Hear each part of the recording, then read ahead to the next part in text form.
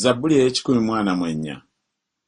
Yeebazibwe Mukama ejjinja lyange, ayigiriza emikono gyange entalo n'engalo zange okulwana.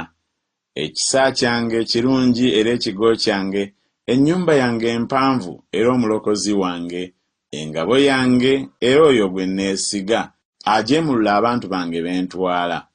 Mukama, omuntu kiki gwe okumumanya, oba omwana w'omuntu gwe okumulowoozaako? Omuntu aliŋŋanga omukka, ennaku ze ziriŋŋanga ekisiikirize ekiggwaawo.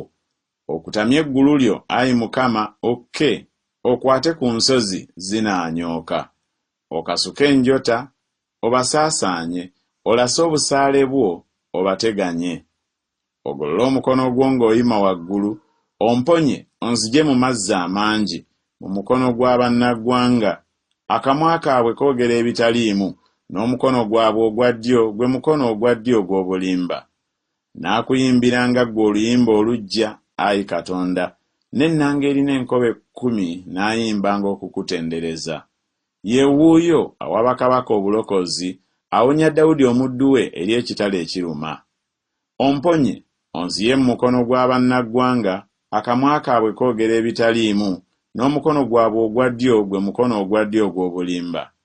Batabani baffe bwe balibanga emiti egikuze nga bakyali bavubuka, n'abawala baffe ng'amayinja ag'omu nsonda agabajjibwa nga bwe bagabajjira mu lubiri.